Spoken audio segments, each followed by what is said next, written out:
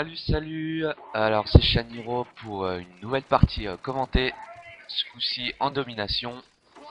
Donc aujourd'hui je vais vous parler d'un truc qui n'a rien à voir avec Call of Duty. Enfin, qui n'a rien à voir. Si, ça a quand même à voir avec Call of Duty. Mais c'est plutôt pour faire un point, une mise en situation sur les produits, les télés d'aujourd'hui en fait. Donc il y a pas longtemps j'ai acheté une télé HD.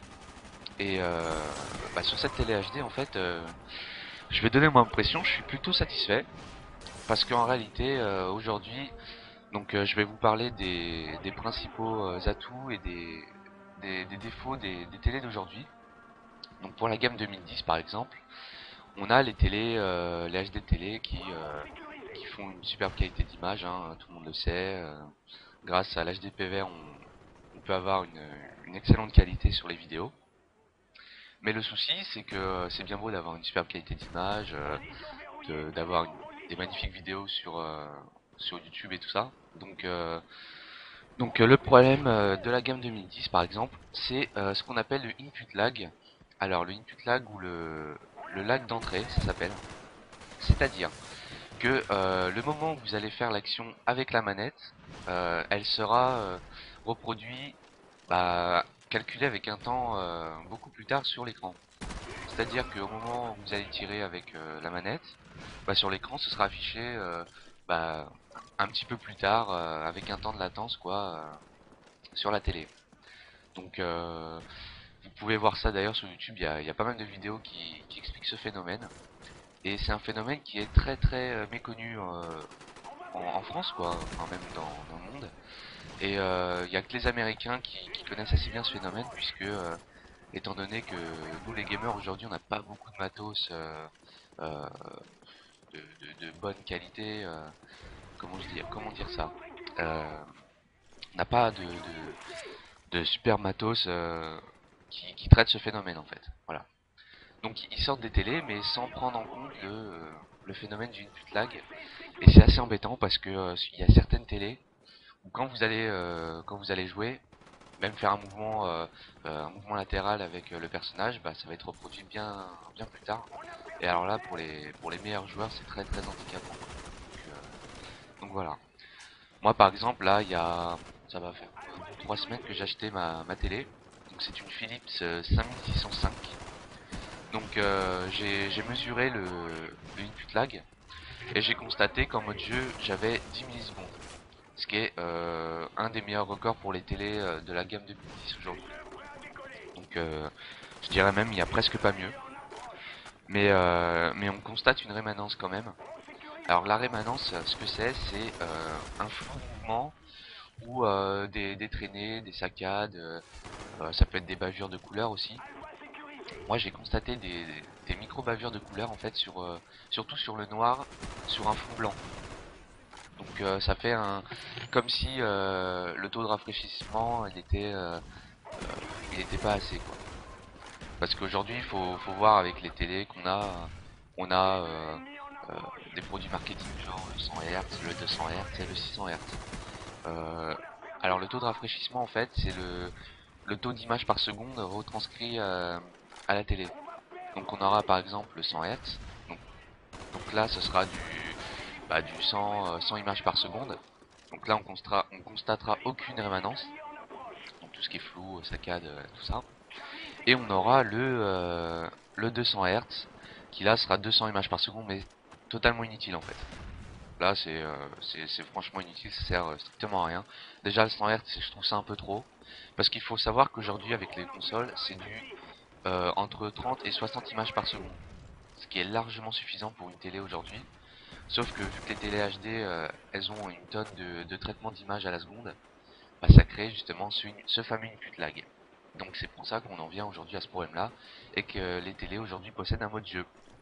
Les Samsung, les Philips, les Panasonic, les LG, etc. Sauf que la plupart de ces télés vont réagir différemment avec la rémanence.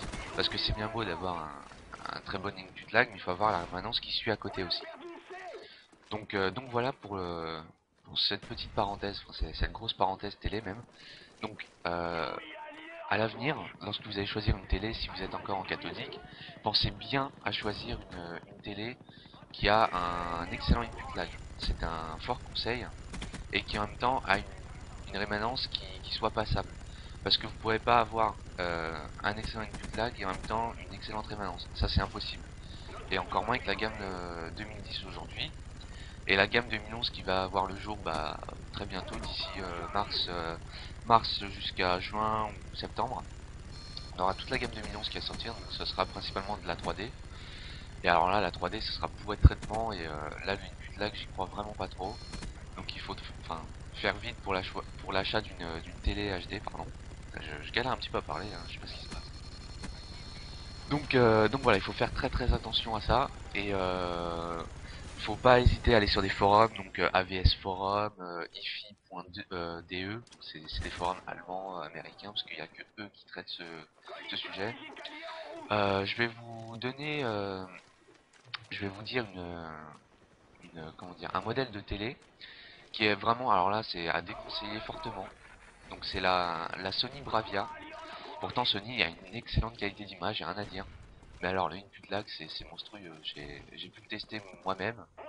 Donc là j'ai mesuré en mode jeu 70 millisecondes, ce qui est énorme. 70 millisecondes c'est l'équivalent de 1 seconde et 10 millisecondes de latence.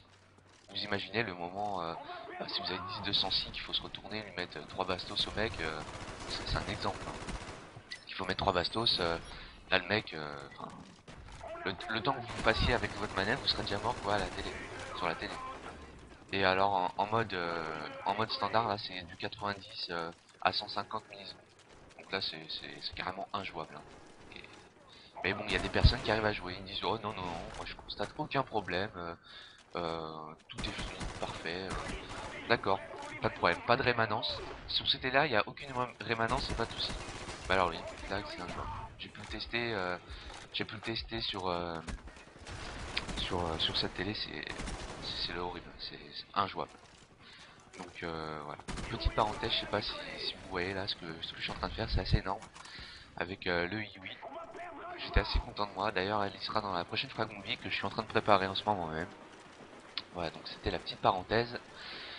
Voilà, donc ouais, je sais, je parle beaucoup, hein. On me l'a pas mal dit.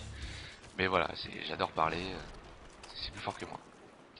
Donc oui, pour l'achat d'une télé, il y a les plasmas qui sont le top du top pour les télés. Mais le problème, c'est le force for lag. Alors là, j'ai entendu parler de ce phénomène, mais je ne sais pas trop ce que c'est. Je pense que ça doit être le phénomène de marquage. Donc il y a plus ou moins des plasmas qui marquent. J'ai pu tester une télé en 100 Hz chez un ami, une Samsung. J'ai pas noté la référence malheureusement. Mais alors là, j'ai noté le input lag énorme. Et là, c'était carrément injouable. Donc, je me rappelle sur des parties où je fais habituellement du 20-10. Là, je faisais du 10 à 20 quoi. C'était tout l'inverse. C'est injouable. C'est injouable. Donc, faites bien attention à ça. Parce qu'aujourd'hui, il y en a encore qui sont cathodiques. Et c'est vrai qu'il n'y a pas mieux que le cathodique pour l'input lag. Il y en a pas. Hein. On est proche du zéro. Et alors là, c'est excellent. Sinon, vous pouvez jouer sur des écrans de PC où là, le input lag il est moins important aussi. Et la rémanence, elle est plus forte. Donc, il faut faire bien attention à ça. Donc voilà, donc c'était la petite parenthèse HD télé pour comment bien la choisir. C'était un mini tuto même, je dirais. Donc voilà, donc la partie va s'achever. Hein, j'en suis à 196, 198 maintenant. Donc voilà, j'espère que vous avez apprécié et laissez vos commentaires. Donc voilà. Et bien, passez une excellente journée et voilà. Allez, bye bye tout le monde et merci d'avoir regardé. Ciao.